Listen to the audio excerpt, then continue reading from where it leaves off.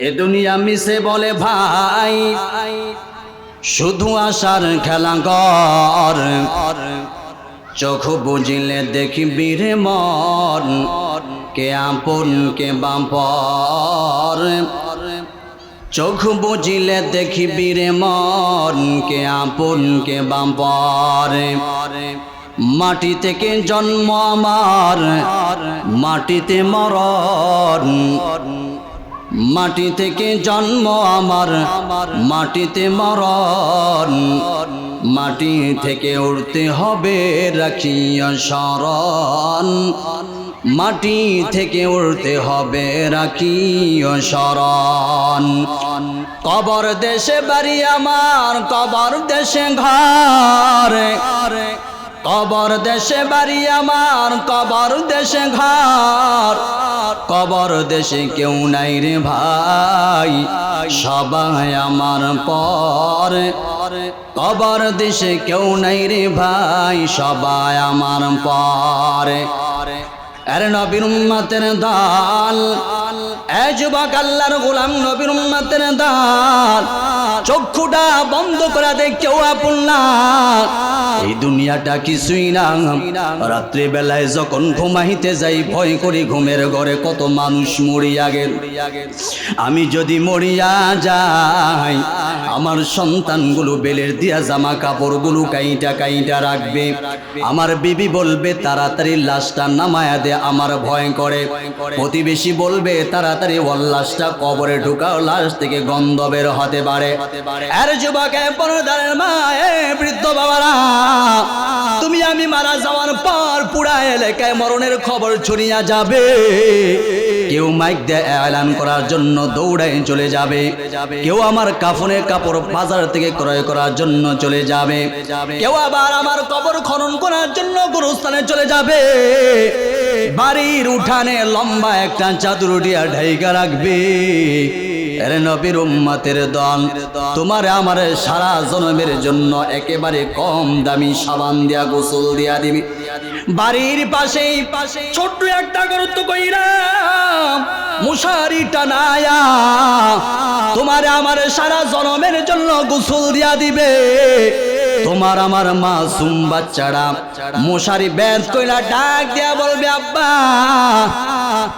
আমাদের বাড়িতে কত মানুষের ভিড়। ও আব্বা কত মানুষের ভিড়, তাকায়া দেখো। আব্বা তাদেরকে কিছু বলে দাও, সেদিন আমার করি 4 টুকরা সন্তান হাজারো প্রশ্ন করবে, একটা প্রশ্নের উত্তর দিতে পারবো না। এর নবীর উম্মতের দল, তোমারে আমারে বড়ই পাতার গরম পানি দিয়া গোসল দিয়া দি। যেই গাছটা তোমার আমার বাড়ির পাশেই ছিল, এই গাছ থেকে কত ফল খাইছি, কোনোদিন চিন্তা করি না এই গাছের পাতা দিয়েই কিন্তু জীবনের শেষ গোসল দিয়া দিব। তোমার আমার নাকে কানে তুলা পরায় দিবে। মুর্দার ব্যক্তি ডাক দিয়ে বলে, নাকে কানের তুলা খোলা রে, আস্তে আস্তে গোসল দেওনি আমারে, কষ্ট নাহি সইতে পারি রে। তোমারে আমারে সারা জনমের জন্য মুসলমান ভাইয়েরা আমার কম দানি একেবারে সাবান দিয়া তোমার আমার গোসল দিয়া দিবে। এই জন্য কবি বলেন, ইয়াগুসিলুনানি, তোমার আমার সাথে সর্বপ্রথম যেই ব্যবহারটা করবে, তোমারে আমার সারা জনমের জন্য গোসল দিয়া দিবে। তারপরে কি করবে জানো?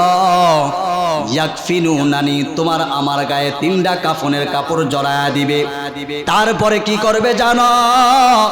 ইখরিজুনানি মিন বাইতি, তোমার আমার সারা জনমের জন্য সাদের 5তলা বিল্ডিং থেকে টেনে হেসড়ে বের করে দিবে। তারপরে কি করবে জানো? সলাতুল জানাজা, 4 জনে খাটিয়াটা বহন করিয়া শত শত লোক আমার পিছনে হাঁটবে, ওই খোলা ময়দানে নিয়ে যাবে, এমন এক নামাজ পড়া দিবে যেই নামাজের আজান একামত জন্মের পর পরে ডাইন বাম কানে হয়ে গেছে রে বাবা। শুধু নামাজের অপেক্ষায় ছিল তোমার আমার সারা জনমের জন্য সলাতুল জানাজা, জানাজার নামাজ পড়ায়া দিবে। তারপরে কি করবে জানো? ইয়াজহাবুনা বিলি মাসাকিনিল জাদিদ, এমন এক জায়গায় নিয়ে যাবে যেই জায়গায় দিনে যাইতো বড় ভয় করত। ওই জায়গাটার নাম হলো কবরস্থান। যেখানে দিনে যাইতো বড় ভয় করে, কেউ যায় না। মারে রাইখা আসছে, বাবারে রাইখা আসছে, বাবার লাশটা দেখতে যায় না। বছরের পর বছর চলে যায়, বাবার কবরটা এক নজরে দেখতে যায় না। ইয়াজহাবুনা বিলি মাসাকিনিল জাদিদ, তোমারে আমারে সারা জনমের জন্য ওই কবরস্থানে ঘুম পাড়াইবে। এর নবীর উম্মতের দল, এখন মনটারে প্রশ্ন করো রে মন, ওই কবরে কি নিয়ে গেলাম, ওই কবরে কি জবাব দিব? এই জন্য আল্লাহর পয়গম্বর বলেন, আল কবরু রাউযাতুম মির রিয়াজিল জান্নাহ আও হুফরাতুম মিন হুফারিন নার। কারো জন্য কবর হবে জান্নাতের বাগান, না হয় কারো জন্য কবর হবে জাহান্নামের গর্ত। বন্ধু, যদি ভালো আমল নিয়ে যাও, কবরটা তোমার জান্নাতের টুকরা হয়ে যাবে। আর যদি গুনাহ নিয়ে যাও, তোমাকে যখন কবরে রাখবে, কবরের দুই পাশের মাটির এমন চাপ দিবে, এক পাজরের হাড্ডি আরেক পাজরের ভিতরে ঢুকাই দিবে। এ কোটিপতি ভাই, এ নেতারা, একটু ভালো করে শোনো। ওই কবরে কোনো পাওয়ারগিরি চলবে না, কোনো ক্ষমতা চলবে না। আমি আলেম, আমার কোনো পাওয়ারগিরি চলবে না। আমি ইমাম, আমার কোনো পাওয়ারগিরি চলবে না। মুসলমান ভাইয়েরা আমার, যখন আপনি ওই কবরে গুনাহ নিয়ে যাইবেন, কবরের দুই পাশের মাটি চাপ আসবে, কবরটা জাহান্নামের আগুনে ভরে যাবে। হাসরের ময়দানে তো উপায় নাই। এই জন্য মুসলমান দিলটা একটু নরম করে দেন। আল্লাহর পয়গম্বরের জামাত হযরত উসমান যখন কবরের পাশ দিয়া যাইতো, এত বেশি কান্না করতেন, সাহাবায়ে কেরাম প্রশ্ন করতেন, আমিরুল মুমিনিন, নবীজির হাতে গড়া সাহাবী হযরত উসমান, আপনি জান্নাত জাহান্নাম হাসরের ময়দানে পুলসারাতের কথা শুনলে এত বেশি কান্না করেন না? যত বেশি কান্না করেন আপনি কবরের কথা শুনলে। হযরত উসমান ডাক দিয়ে কয়, ও সাহাবীরা শোনো, আল্লাহর পয়গম্বর বলেছেন, আল কবরু আউয়ালু মানজিল মিন মানাজিলিল আখিরাহ। একজন মানুষ যখন মারা যায়, মারা যাওয়ার পর তিনটা গাটি হয়। সর্বপ্রথম গাটি হয় তার কবর, 2 নম্বর গাটি হয় হাসরের ময়দান, 3 নম্বর গাটি হয় পুলসারাতে।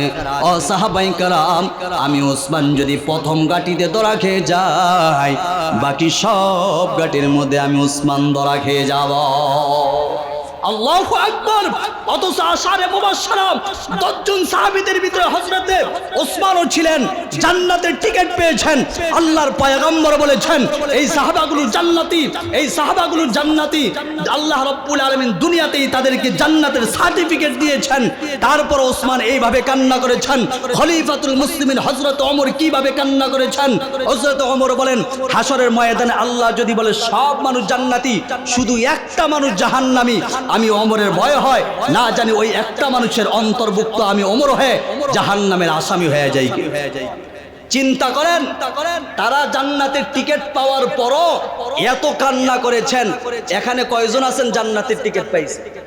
আসেনিও? আছে কেউ? তারপরও তো গুনাহ আমরা করতেছি, আমরা গুনার প্রতিযোগিতা করতেছি, কে কার আগে জাহান্নামে যাব, ঠিক না? আমাদের অবস্থা হয়ে গেছে। মুসলমান ভাইয়েরা আমার, হযরত উসমান গনি রাদিয়াল্লাহু তাআলা আনহু এত বেশি কান্না করতেন, বলতেন, আমি ওসমান যদি মারা যাই, প্রথম গাটিতেই যদি আমি ধরা খেয়ে যাই, বাকি সব গাটির মধ্যে আমি নিশ্চিত ওসমান ধরা খেয়ে যাব। আরে নবীর উম্মতের দল, আল্লাহ ওয়ালারা যখন কবরে পার দিয়া যাইতো, এত বেশি কান্না করতেন আর বলতেন, কি উপায় হবে আমার কবরে, কেমনে থাকব অন্ধকার কবরে। সাথী নাই রে বাতি নাই রে কবরে, আল্লাহু আকবার। সাথী নাই রে বাতি নাই রে কবরে, কেমনে থাকব অন্ধকার ওই কবরে, সাপে কাটিবে বিচু ছইবে হায়রে হায়, সাপে কাটিবে বিচু ছইবে হায়রে হায়, আগুন জ্বালায়া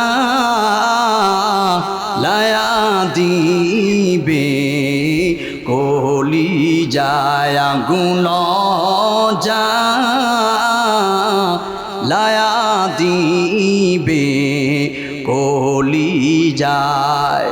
ও মুসলমান, দুনিয়ার একটা সাপ বের হয়েছে রাসেল বাইবাস, এই সাপের ভয়ে মানুষ ঘর থেকে বের হয়ে গেছে। কৃষকরা জমিনে যায় না, কেউ ঘর ছাড়া কেউ বাড়ি ছাড়া, ঠিক না ভাই? একটা সাপের ভয়ে কৃষকরা জমিনে যায় না, ঘর ছাড়া বাড়ি ছাড়া। একটা বারো বাবা চিন্তা করলা না, তোমার জন্য 99টা বিষাক্ত সাপ ওই কবরে অপেক্ষা করতেছি। একটা বারো মনটাকে প্রশ্ন করলা না, দুনিয়ার একটা সাধারণ সাপের ভয়, কিন্তু ওই কবরে যে আমার জন্য 99টা সাপ অপেক্ষা করতেছে, মনটারে একটু বুঝাইলা না। এ মন কোন পথে চলস? আলকাইয়ুসু মান দানা নাফসাহু ওয়া আমিলা লিমা বাদাল মাউত ওয়াল আজিজু মান ইত্তাবা নাফসাহু হাওয়াহা। আরে জ্ঞানী তো ওই ব্যক্তি যে দুনিয়ার জমিনতে কবরের হিসাব নিয়ে গেল, কথা বলেন ঠিক কি না? আর বোকা তো ওই ব্যক্তি যে মনে করতেছে দুনিয়ার জমিনে আইছি আমি খাবো দাবো হুর্তি করব, বিবাহ শাদী করব, সন্তান জন্ম দিব।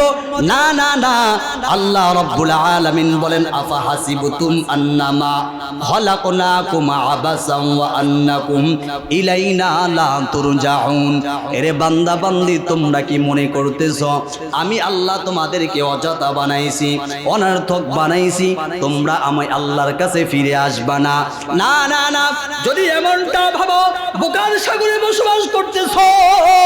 ও মুসলমান, বুঝে থাকলে বলেন, আমরা চাকরি করতেছি, আমাদের একটা উদ্দেশ্য আছে না নাই?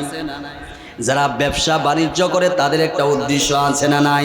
আল্লাহ বলে বান্দারে, আমি উদ্দেশ্য ছাড়া তোদেরকে বানাই নাই। আমি কেন বানাইছি? তোদেরকে এই দুনিয়ায় পরীক্ষা দেওয়ার জন্য বানাইছি। আল্লাহ রাব্বুল আলামিন বলেন আল্লাযী খালাকাল মাউতা ওয়াল হায়াতা লিয়াবলুয়াকুম আইয়ুকুম আহসানু আমালা। বান্দারে, এই দুনিয়াটা আমি পরীক্ষার হল বানাইছি। আল্লাহর পয়গম্বর বলেন, এর নবীর উম্মতের দল, আর দুনিয়া মাজরাআতুল আখিরা, আখিরাতের পরীক্ষার হল হলো এই দুনিয়া। ভালো করে পরীক্ষা দেন। কি পরীক্ষা দিবেন? আল্লাহ এই কথা জানায় দিয়েছেন, ওয়ামা খালাকতুল জিন্না ওয়াল ইনসা ইল্লা লিয়াবুদুন। আমলের পরীক্ষা দিতে হবে। এখন মুসলমান মনটাকে প্রশ্ন করেন, আমি কি আমলের পরীক্ষা দিতে পারতেছি কিনা?